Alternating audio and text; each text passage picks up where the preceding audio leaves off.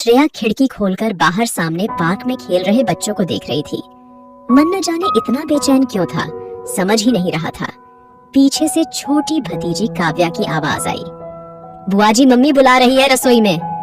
हाँ अभी आती हूँ, कहती हुई श्रेया ने एक लंबी गहरी सांस ली और भाभी के कमरे की तरफ चल दी।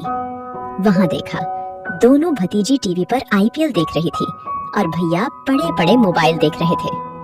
बुआ जी मम्मी रसोई में है।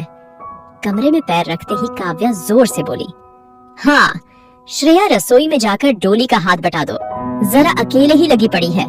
अम्मा तो बैठे गई होंगी माला जपने जैसे कि माला जपने से ही उनका पेट भर जाएगा। भैया थोड़े गुस्से में बोल रहे थे। श्रेया ने कुछ नहीं कहा, चुपचाप रसोई की तरफ बढ़ गई। यह वही भैया है। श्रेया को यकीन ही नहीं हो रहा था जो कभी पलकों पर बैठा कर रखते थे। दीदी आ गई, आप यह सब्जी बना दो, बड़ा सिर दर्द हो रहा है। भाभी ने कटी हुई सब्जी श्रेया की तरफ बढ़ाते हुए कहा। जी भाभी, कहती हुई श्रेया सब्जी बनाने में जुट गई और भाभी सामने हॉल में पड़ी डाइनिंग टेबल पर बैठकर हंस हंस कर फोन पर किसी से बतियाने लगी।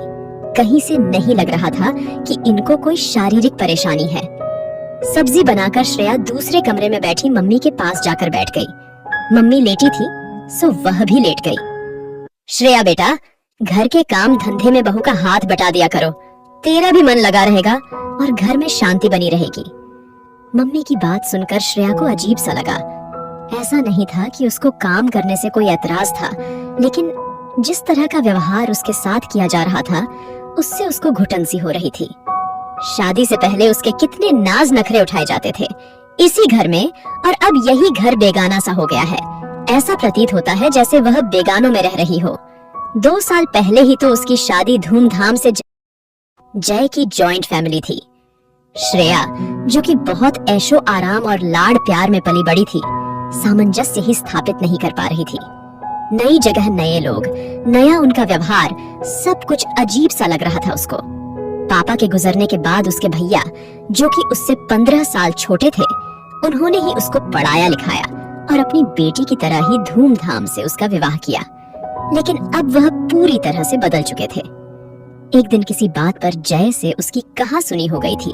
तब रोते हुए उसने अपने भैया को फोन कर दिया। भैया मुझे यहाँ से ले जाइए, यहाँ सब बहुत बुरे हैं, मुझे नहीं रहना यहाँ। भैया भी गाड़ी लेकर एकदम पहुँच गए और बिना कुछ सोचे समझे उसको अपने घर ले आए। जय ने बहुत समझाया श्रेया को कि वह मायके न जाए, लेकिन उस पर तो जैसे भूत ही सवार था। वह तो सोच रही थी कि मायके जाकर उसको पहले जैसा ही प्यार मिलेगा, लेकिन कहते हैं ना, शादी के बाद मायका भी पराया घर ही हो जाता है। एक दिन वह रात को पानी पीने के लिए उठी तो भाभी भैया से कह रही थी, हमारी 2 जवान बेटियां हैं घर पर, अब इनको भी ले आए लोग। क्या कहेंगे कि तुम्हारी बहन मायके में पड़ी है? अरे तुम्हें तो फायदा ही है, जब तक वह यहाँ रहेगी तुम्हारा हाथ बटा दिया करेगी। काम में बाई की छुट्टी कर दो, पैसे भी बचेंगे, 1-2 साल ही टिक पाएगी यहाँ। सुनकर भाभी थोड़ा शांत हुई और श्रेया खुद को ठगा सा महसूस कर रही थी।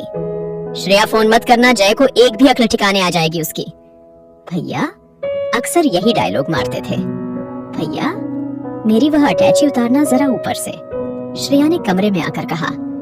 क्या खजाना निकालेगी इसमें से? भैंस ने ठहाका लगाकर जोर से हंसते हुए उसका मजाक उड़ाया तो दोनों भतीजियां भी हंस पड़ी।